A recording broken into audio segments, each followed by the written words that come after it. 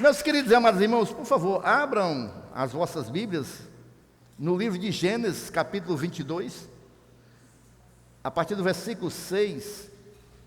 Meus irmãos, hoje é culto de Santa Ceia, tá bom?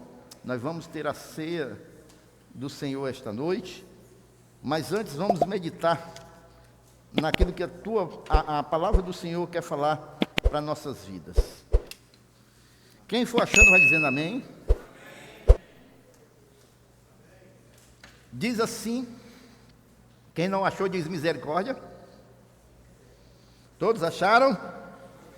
Gênesis 22, comecinho da Bíblia, versículo 6 ao 8 diz assim: E tomou Abraão a lenha do holocausto e pô-la sobre Isaque, seu filho. E ele tomou o fogo e o cutelo na sua mão, e foram ambos juntos. Então falou Isaque a Abraão, seu pai, e disse: Meu pai. E ele disse: Eis-me aqui, meu filho.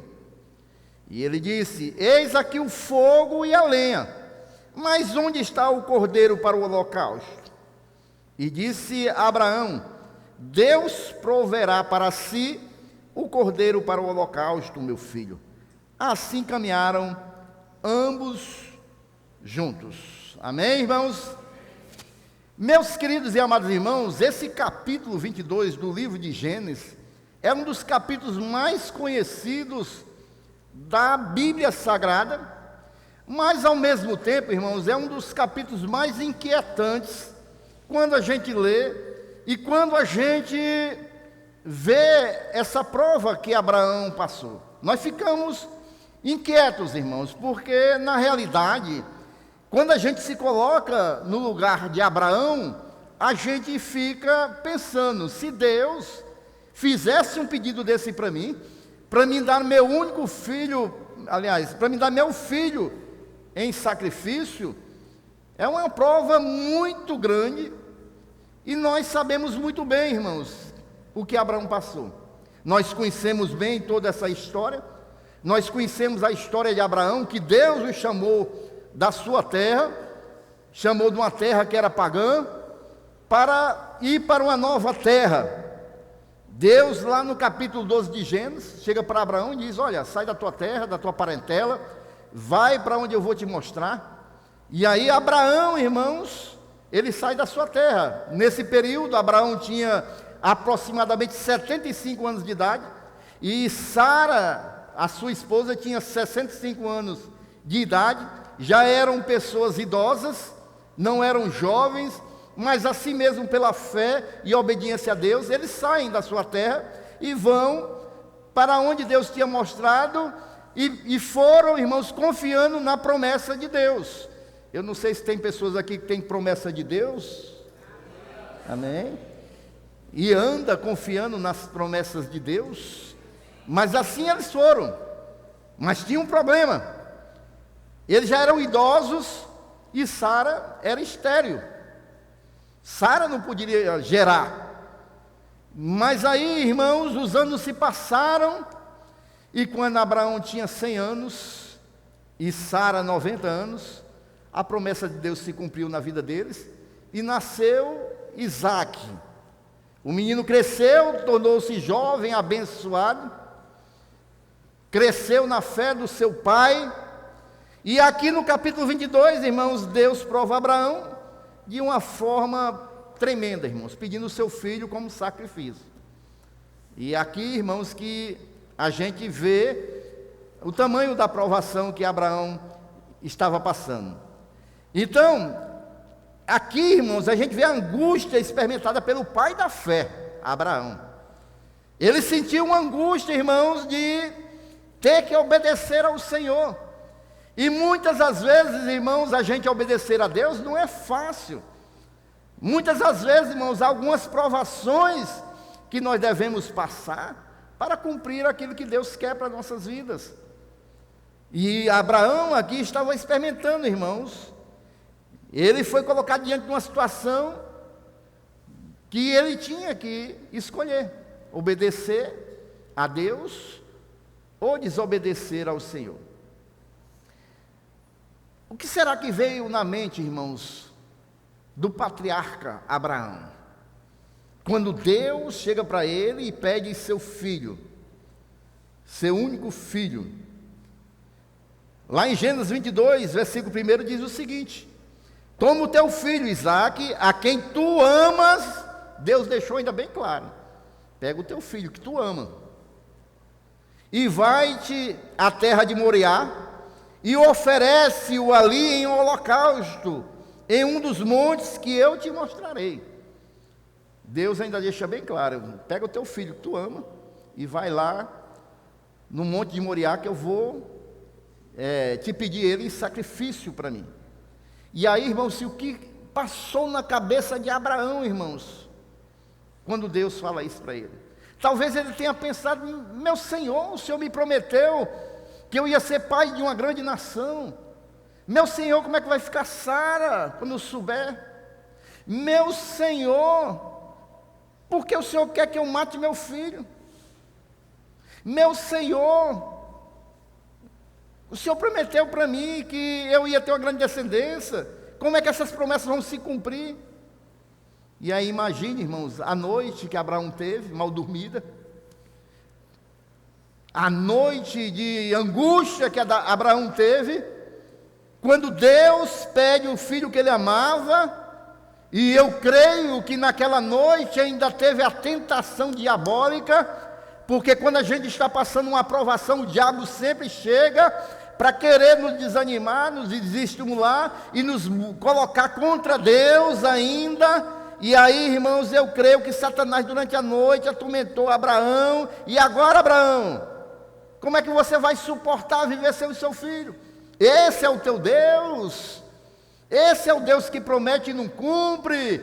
E aí, Abraão, onde é que você vai encontrar forças agora? Você já está velho, e o filho que você ama agora vai morrer.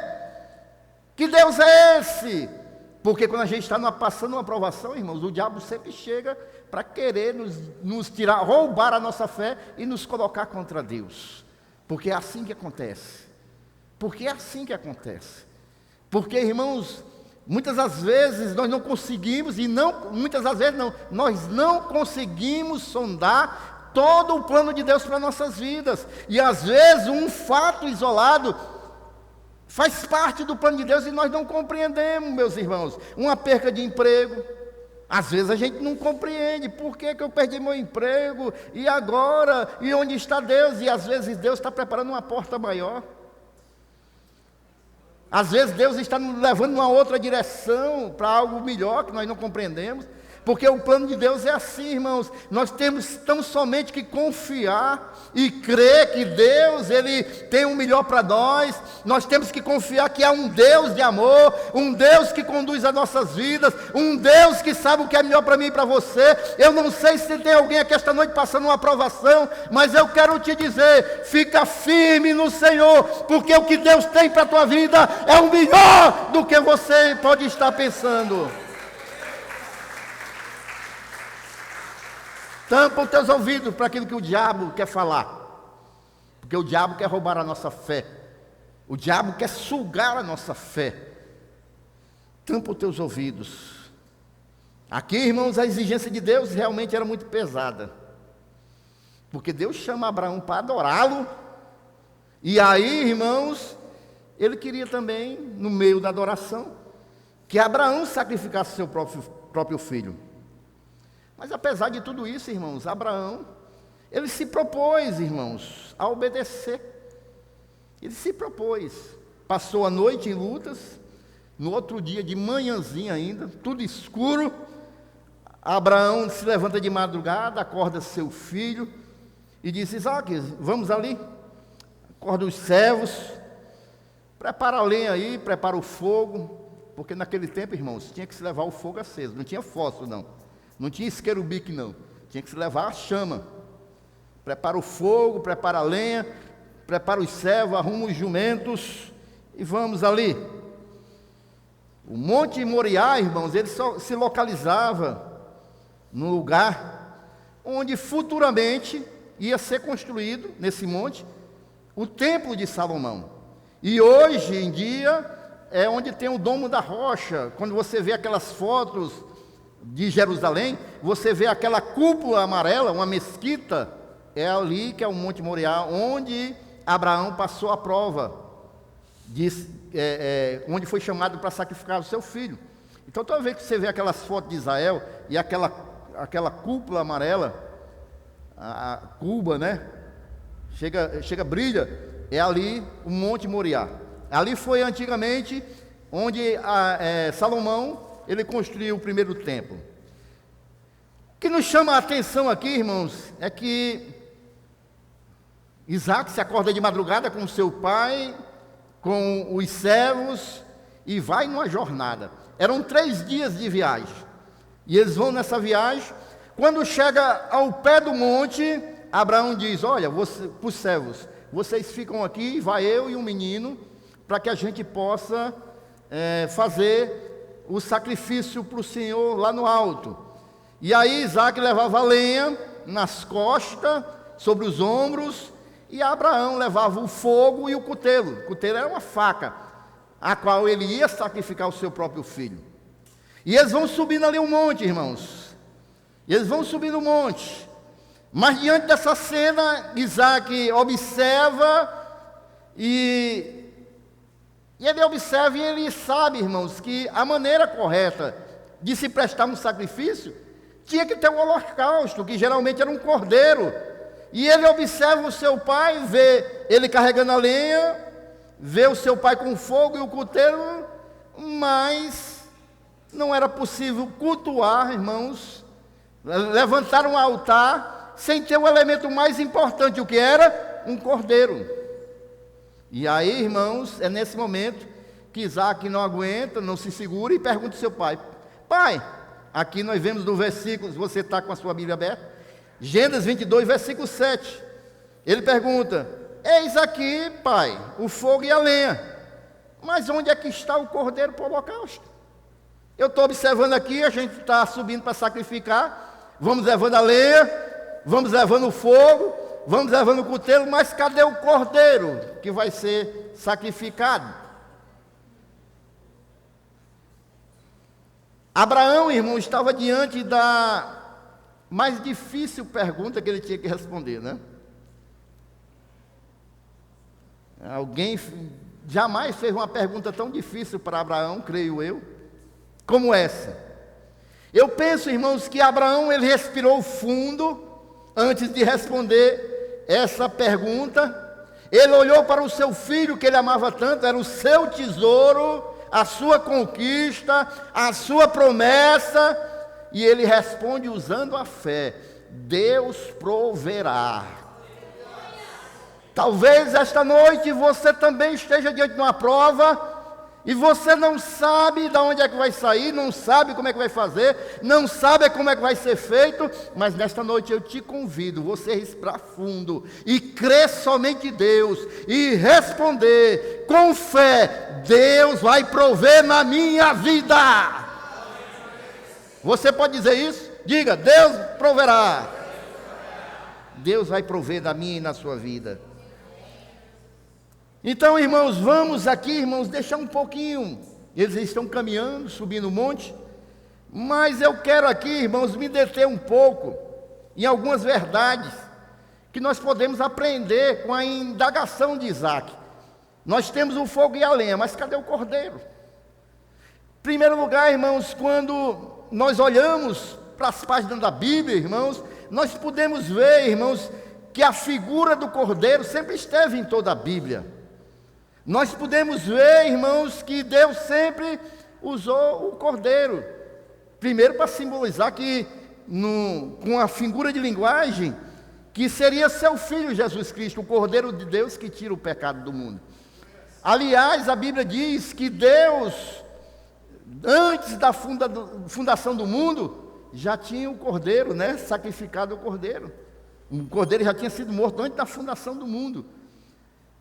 A gente pode ver, irmãos, que o primeiro casal, Adão e Eva, nós sabemos que Deus preparou todo o jardim do Éden e colocou o casal lá. E Adão, e Eva caem diante do pecado. E aí, irmãos, quando Deus chega na viração da tarde, para conversar com eles, como sempre ele fazia, e eles, depois do pecado, ao verem que estavam nus, se envergonharam. E eles correram, pegaram folhas de figueira e tentaram fazer uma roupa para eles, para se esconder. Mas nós sabemos, irmãos, que folha de figueira, irmãos, não protege contra frio. Não, folha de figueira, irmãos, não protege contra calor, elas secam. Então folha de figueira não serve para roupa, irmãos. E a gente vê, irmãos, no livro de Gênesis, lá no comecinho, a primeira vez que a gente escuta falar no cordeiro, porque, ou melhor dizendo, irmãos, a primeira vez que a gente escuta falar que Deus, para suprir e cumprir Adão e Eva, mata um animal. Nós não sabemos se é um cordeiro. Nós não sabemos, a Bíblia não diz. Diz que foi um animal, tirou a pele dele e fez roupas para ele. Mas nós, irmãos, associando com toda a Bíblia, nós compreendemos, irmãos, que ali seria um cordeiro. Por quê, pastor? Porque, queridos, ali era uma figura do que seria Jesus Cristo, porque somente o Senhor Jesus Cristo, irmãos, ele poderia ser como vestimentas de salvação para toda a humanidade, irmãos. Então aquele cordeiro ali, irmãos, prefigurava o cordeiro que ia ser morto na cruz do Calvário, para nos vestir com vestes de salvação, amém?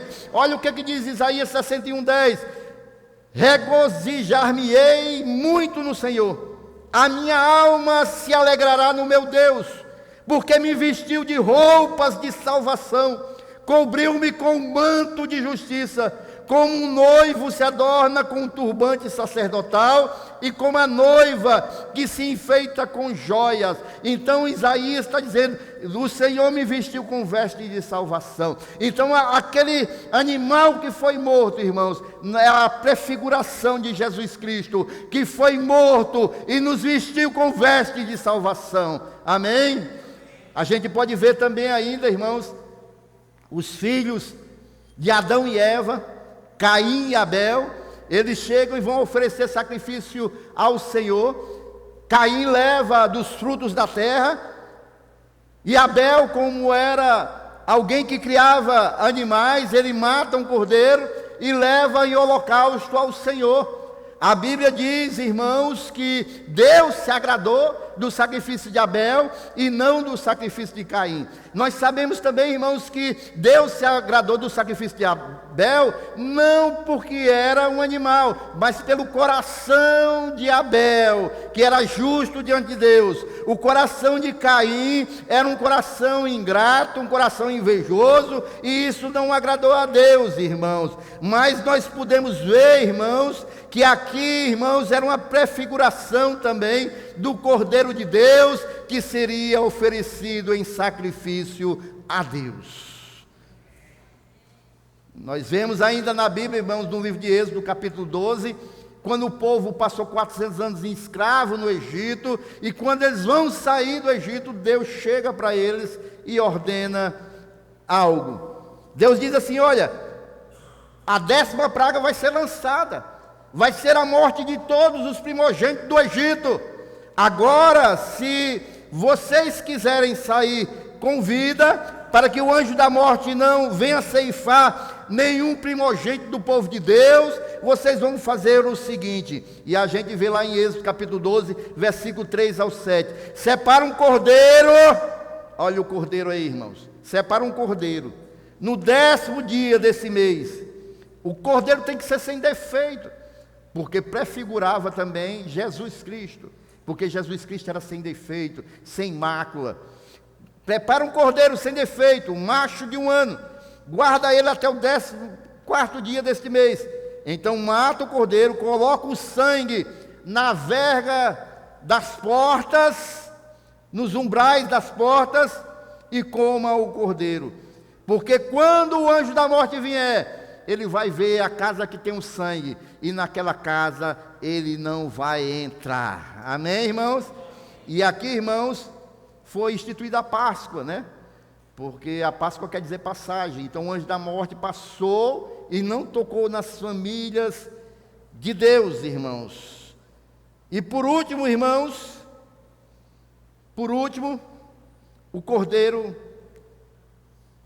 nas Escrituras, a gente vai lá para o Novo Testamento, no livro de Mateus, os 4 evangelhos, e a gente vê João Batista, ele está ali batizando com águas. O povo está indo em busca de João Batista, e a gente vê lá em Mateus capítulo 3, versículo 11, olhe para mim, e diz assim, o que João Batista estava dizendo: eu, na verdade, vos batizo com água para arrependimento, mas aquele que vem após mim é mais poderoso do que eu, e eu não sou digno de desatar as sandálias dos seus pés. Ele vos batizará com o Espírito Santo e com fogo. Ele estava falando de Jesus Cristo. Agora visualiza comigo aqui, irmãos, essa cena. João Batista era alguém, uma figura, irmãos, que chamaria atenção nos dias de hoje. Cabeludo, barbudo, com roupas de pelo de camelo, e ele está lá no meio do Jordão batizando. E uma fila de gente para ser batizado. Ele está lá batizando, irmãos, nessa grande fila. E aí, irmãos, de repente, ele para e fica olhando a margem do Jordão.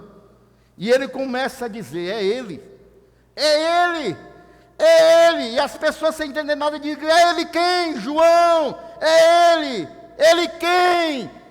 Eis o Cordeiro de Deus que tira o pecado do mundo.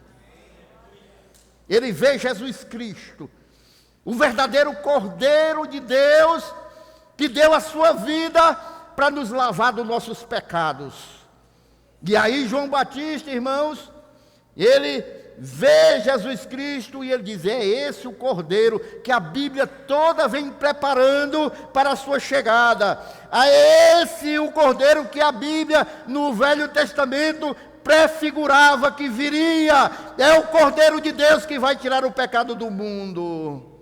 E o Cordeiro de Deus, Jesus, irmão, veio ao mundo e foi morto, morreu na cruz, e ele estabeleceu uma nova ordem das coisas, irmãos, porque a partir da morte de Jesus, irmãos, agora há salvação para mim e para você. A partir do sacrifício de Jesus, irmãos, agora nós podemos ser salvos, porque o Cordeiro que veio a este mundo morreu por mim e por você.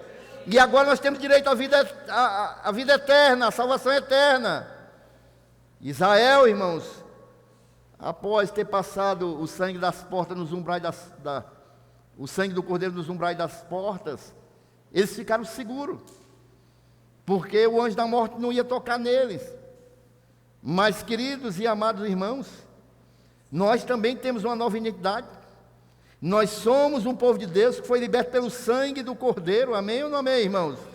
E agora, irmãos, o povo que foi liberto não pelo grande líder Moisés, nem por o eloquente Arão, mas foi o povo que foi liberto pelo sangue do Cordeiro.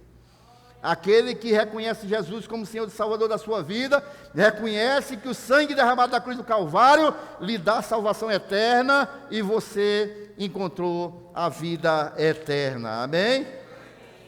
Então, irmãos, em toda a Bíblia fala muito do Cordeiro, mas nenhum livro fala mais do que o Cordeiro, do que o Apocalipse.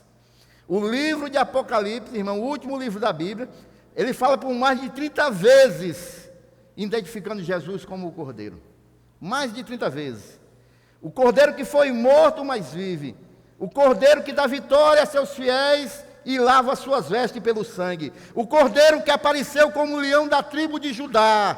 O Cordeiro que é digno de abrir os 7 selos e desatar os 7 selos. O Cordeiro que merece louvor e toda glória. É o Cordeiro de Deus, o Cordeiro de Deus, o Santo de Deus, Jesus Cristo, que derramou o seu sangue pela minha e a sua vida. Amém? Você pode aplaudir o Senhor Jesus?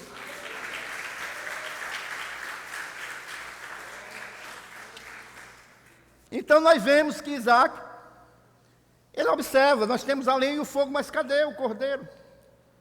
Cadê o Cordeiro, irmãos? E aí, queridos, é importante a gente ver também, irmãos, que durante essa viagem, ele observou que tinha lenha, o fogo, e faltava o cordeiro. Mas eu quero falar umas verdades para você, esta noite, com relação à lenha. Tinha lenha, irmãos. Tinha lenha para aquele sacrifício, para aquela adoração a Deus, tinha lenha. Mas não tinha um cordeiro. Tinha lenha. Eu acredito, irmãos, que hoje as igrejas, eu estou falando de modo geral, elas podem até ter lenha e fogo, irmãos. Mas muitas igrejas estão se esquecendo do cordeiro. Pode ter muita lenha e muito fogo, mas cadê o cordeiro? O problema não é o fogo nem a lenha, irmãos. O problema é que o fogo, sem o cordeiro, irmãos, não adianta nada, irmãos. A lenha sem o cordeiro não adianta nada. Os irmãos estão compreendendo? O altar é feito de pedras. E para acender o fogo, é necessário ter lenha. E a gente comparando com as igrejas hoje, irmãos, a lenha, ela simboliza as estruturas, assim como o altar, uma estrutura para fazer o sacrifício a Deus. As igrejas hoje, irmãos, elas simbolizam ali estruturas, são nossos templos. É a organização humana, são as denominações, são os ministérios. Isso é a linha. São as organizações eclesiásticas, irmãos. São os esforços humanos. São as vigílias que nós fazemos, os encontros, os retiros. Isso é lenha. É claro que essa estrutura humana é importante, irmãos, para a adoração a Deus. Amém, irmãos? O esforço humano é importante para a adoração a Deus. A lenha é importante, irmãos, porque sem a lenha, o fogo se apaga, irmãos. Então a estrutura é importante. Mas não adianta ter lenha e até ter fogo se não tiver o cordeiro. Porque o próprio Jesus disse lá em João 15:5: eu sou a videira, vós as varas, quem está em mim e eu nele, esse dá muito fruto, porque sem mim nada podeis fazer. Sem Jesus nós não podemos fazer nada. Então não adianta ter lenha e fogo se não tem o cordeiro. Pense um pouco nas igrejas de hoje, irmãos. Quantas lenhas tem nas igrejas de hoje? Nós temos muitas estruturas, nós temos estratégias. Digo mais uma vez, que não que isso seja importante, mas nós não podemos nos esquecer do principal, irmãos. O Cordeiro de Deus. Nós não podemos nos esquecer o principal. Hoje a gente vê, irmãos, eu mesmo às vezes vejo, estou passando no Instagram, não sei se é pelo fato de eu ser pastor, sempre vem as propagandas, né, irmãos, direcionadas àquela pessoa. E eu vejo lá, métodos de crescimento da igreja. Veja métodos que tirou a igreja de 10 membros para 500 membros.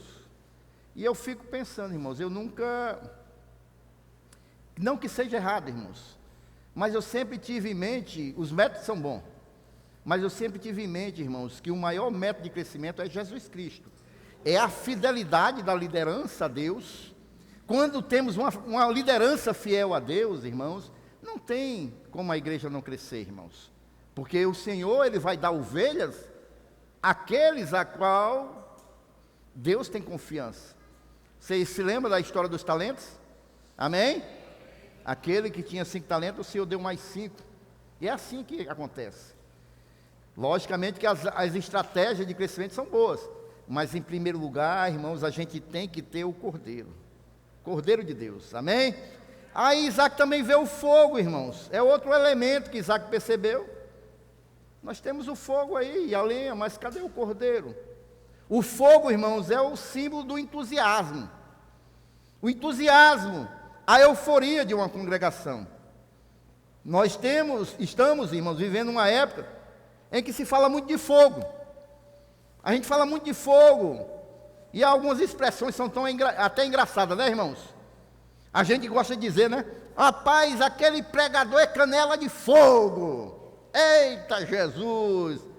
Eita, que é um corredor de fogo, o paletó de fogo. Hoje vai cair fogo na igreja, e a gente fala muito de fogo. Mas, queridos e amados irmãos, basicamente o fogo da Bíblia representa a presença do Espírito Santo de Deus. Porque o dia de Pentecostes nos mostrou ali como foi que o Espírito Santo de Deus desceu, né? Como língua de fogo. Se o Espírito Santo, irmãos, é o símbolo do fogo, então, logicamente, como é triste se a gente tiver um culto que não tiver a presença do Espírito Santo de Deus, não tiver o fogo do Espírito, né? Tem que ter a presença do Espírito, a presença do Senhor nas nossas vidas e nas nossas almas. Então nós precisamos do fogo do Espírito também, irmãos, para nos purificar dos nossos pecados, para limpar a nossa consciência impura muitas vezes, nos convencer da verdade do Evangelho. Esse fogo precisa nos purificar. Amém?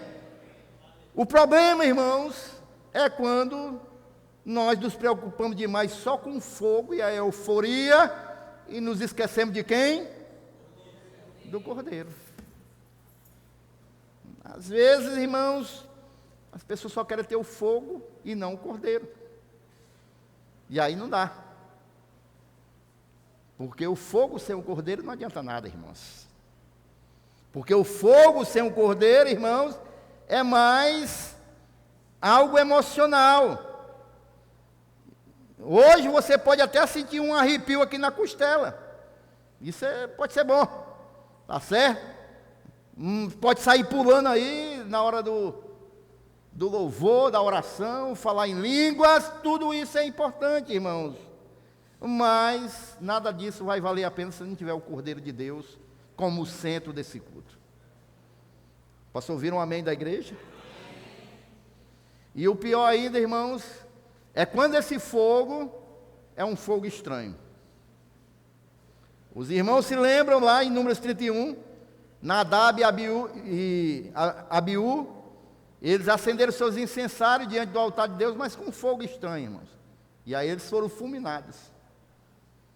Porque fogo estranho o Senhor não aceita. Amém? Então nós precisamos da lenha, que é a estrutura. Nós precisamos do fogo, que é a presença agradável do Espírito Santo de Deus. Mas nós não podemos jamais oferecer a Deus um culto sem o Cordeiro. Por isso Isaac pergunta: eu tenho o fogo, eu tenho a lenha, mas cadê o Cordeiro para o sacrifício? Cadê o Cordeiro? E já concluindo, irmãos, a gente pode perguntar: onde está o Cordeiro em muitas coisas que nós podemos fazer? Muitas coisas que nós podemos fazer na obra de Deus, se não tiver o Cordeiro, irmãos, não adianta nada. Se Deus quiser acender a lenha com o fogo do seu Espírito Santo, Deus pode fazer isso, irmãos. Mas a lenha e o fogo sem um Cordeiro não fazem nenhum sentido, irmãos. Mas se a gente for ver o que a Bíblia diz, Apocalipse capítulo 5, versículo 1 ao 14. Eu quero que você abra a sua Bíblia, para a gente orar, ver aqui, já vamos orar, já para encerrar. Apocalipse capítulo 5, versículo 1 ao 14. Porque a estratégia do diabo, irmãos, é tirar a pessoa de Jesus da centralidade da nossa teologia. Eles querem minimizar o Cordeiro Eterno que foi morto na cruz. Amém? Jesus é o centro da nossa adoração. Ele mesmo disse a Filipe: quem me vê a mim, vê o Pai. Acharam? Diz assim: e vi capítulo 5, a partir do versículo 1. E vi na destra do que estava assentado sobre o trono um livro escrito por dentro e por fora, selado com 7 selos. E vi um anjo forte, bradando com grande voz: quem é digno de abrir o livro e de desatar os seus selos? E ninguém no céu, nem na terra, nem debaixo da terra, podia abrir o livro. Vocês estão vendo aqui, irmãos? Ninguém podia abrir os livros. Nem Pedro, nem João, nem Maria, nem José, ninguém poderia abrir o livro. E eu chorava muito, porque ninguém fora achado digno de abrir o livro, nem de lê-lo, nem de olhar para ele.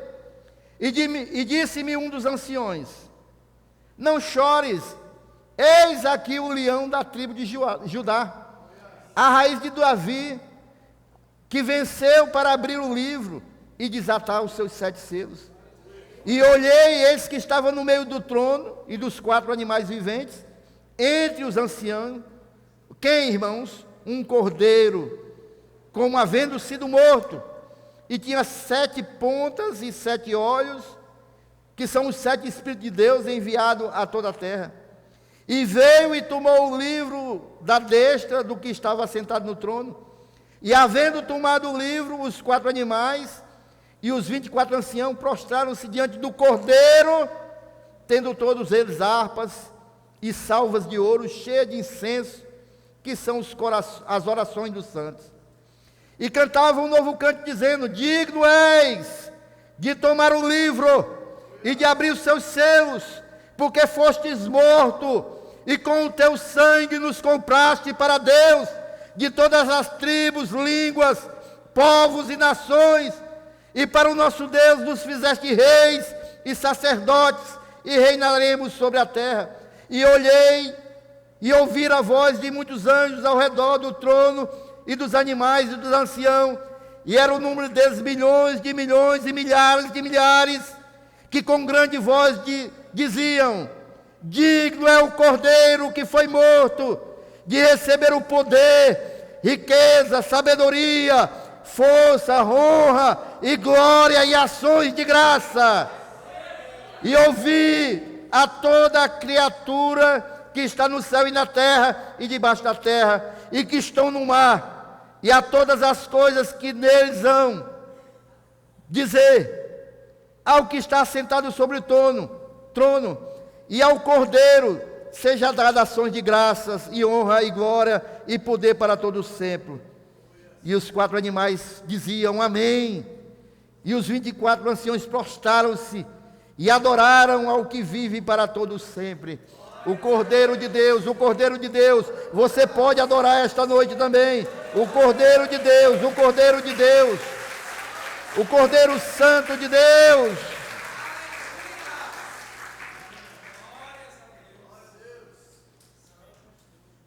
Aleluias. Não há culto a Deus, irmão, sem o Cordeiro.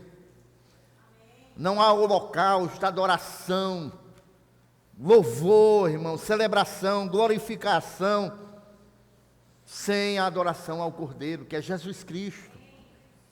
Se nós, irmãos, prestarmos culto, mas deixarmos Jesus fora do culto, não tem adoração, não tem culto, irmãos. É só um entretenimento. Apocalipse 5,13 diz: ao que está sentado no trono e ao Cordeiro seja o louvor, a honra, a glória, o domínio, pelos séculos dos séculos, amém. É ao Cordeiro Santo de Deus que nós devemos adorar, irmãos. A igreja primitiva sempre ocupou seus sermões com a pessoa e a obra de Jesus Cristo. A preocupação de Isaac era lógica para nós cristãos, irmãos. Onde está o Cordeiro para o holocausto, para o sacrifício, para a adoração? Porque ali, irmãos, o altar estava preparado, ia ser uma adoração a Deus. Mas cadê o Cordeiro? Sem o Cordeiro não há culto, irmãos. Podemos ter lenha, podemos ter fogo, mas isso não é suficiente. E para concluir, irmãos, Isaac perguntou: onde está o Cordeiro para o holocausto? E Abraão respondeu: Deus proverá para si, meu filho, o Cordeiro para o holocausto. A resposta de Abraão traz em si, irmãos, a maior verdade do cristianismo. É Deus quem providencia o Cordeiro. É Deus quem provê o Cordeiro. Escute aqui esta noite, meu querido e minha querida. Deus está interessado em providenciar o Cordeiro para nossas vidas. Aliás, Ele já enviou o Cordeiro, né? Ele já enviou esse Cordeiro sem mácula, sem mancha. Jesus nunca pecou, Jesus nunca saiu da vontade do Pai. Ele veio santo, puro, e morreu santo e puro, irmãos. O Velho Testamento as pessoas traziam para o culto um cordeiro mesmo para o holocausto. No Novo Testamento, Deus providenciou o sacrifício por nós. Ele enviou o Cordeiro de Deus para morrer por nós. Quando Abraão amarrou Isaque ali no altar, irmãos, e que ele levanta o cutelo para sacrificar o seu filho, Deus brada do céu, lá em Gênesis 22, versículo 12 e 13: Abraão, Abraão, não estendas a mão contra o rapaz, e não lhe faça mal, porquanto agora eu sei que temes a Deus. Porque na realidade era uma prova para ver se Abraão temia e amava a Deus. Agora eu sei que você temes a Deus, e não me negaste o teu único filho. Abraão levantou os olhos e viu um cordeiro preso pelos chifres em um arbusto. Ele pegou este cordeiro, ofereceu a Deus no lugar do seu filho, porque Deus proverá. E este cordeiro preso pelos chifres, irmãos, é um símbolo do sacrifício final e cabal que Jesus Cristo faria lá na cruz do Calvário. Naquele momento, Deus proveu o Cordeiro de Deus para a minha vida e para a sua vida. Esta é a mensagem do Evangelho aprendida de forma inicial, irmãos, na declaração de Abraão: Deus proverá para si meu filho o cordeiro para o holocausto. Deus proverá, Deus proverá, é Deus quem provê. Infelizmente tem muitas pessoas, irmãos, que usam esse versículo, né, irmãos, somente para a parte financeira. Creio que Deus pode prover nas nossas vidas tudo o que Ele quiser. Mas especificamente aqui, irmãos, Deus está falando, irmãos, que Ele ia trazer a provisão para Abraão, tem a ver com recursos, não com recursos, mas com sacrifício. Porque naquele momento, Deus proveu um cordeiro para que Abraão pudesse sacrificar no lugar do seu filho. Deus colocou o cordeiro no lugar do seu filho. Em Moriá, Deus colocou um cordeiro no lugar de Isaque. Na cruz, Deus colocou o seu filho ali, irmãos, o Cordeiro de Deus, no lugar da minha e da sua vida, porque nós íamos morrer eternamente, irmãos, mas hoje nós temos a vida eterna. Aquele que crê que Jesus Cristo é o Cordeiro de Deus. A melhor coisa que Abraão tinha era seu filho, irmão, Isaque. E quando Deus provou a Abraão, pedindo Isaque em sacrifício, Abraão não hesitou, entregou o seu único filho. Agora o que Deus queria não era o sacrifício de Isaque. O que Deus queria era saber o que era que estava no centro do coração de Abraão. Se ele amava a Deus, se ele temia a Deus. E aí Deus comprovou pela atitude de Abraão. E como Abraão amava tanto a Deus, que estava disposto a entregar o seu próprio filho. E aqui é mais uma figura, irmãos. Aqui é mais uma figura. Deus também provou o seu amor por nós, ao Ele nos entregar o seu único filho para morrer por nós. Onde está o cordeiro para o holocausto? Nesta noite o cordeiro está aqui, irmãos. É representado na Santa Ceia, do pão e do vinho, do suco. Eis o Cordeiro de Deus, que tira o pecado do mundo. O pão simboliza o corpo de Jesus, que foi moído por nós. O vinho simboliza o sangue do Cordeiro de Deus, que foi derramado na cruz por nós. Então, irmãos, Deus proveu nas nossas vidas. E nós estamos hoje aqui, irmão, nesse culto de ceia, para rememorarmos tudo o que o Senhor fez por nós e tudo que Jesus passou por nós. Porque Ele é o Cordeiro de Deus que tira o pecado do mundo. E todo aquele que confia e crê que Jesus Cristo veio para morrer em nosso favor, esses têm direito à vida eterna, à salvação eterna. Esta noite, irmãos, o Cordeiro de Deus está aqui. Você pode recebê-lo ou pode rejeitá-lo. A opção é sua, a decisão é sua. Ninguém pode obrigar ninguém a nada, mas o Cordeiro de Deus está aqui esta noite. O Cordeiro de Deus está aqui. Se você, irmãos, tem um entendimento de tudo o que a Bíblia nos ensina, e se você tem desejo da salvação, esta noite você vai receber o Cordeiro de Deus na tua vida. Você vai tomar uma atitude de fé. Assim como Deus quis saber o que estava no coração de Abraão, esta noite eu te pergunto, o que está no teu coração? Você ama Deus de todo o teu coração? Ama de uma forma tal que quer dar a sua vida para Jesus ser o Senhor? Se você hoje, esta noite, veio aqui nesse pensamento, nesse intuito, irmãos, você vai encontrar o Cordeiro de Deus e a salvação. Amém, irmãos? Vamos ficar em pé esta noite glorificando ao Senhor.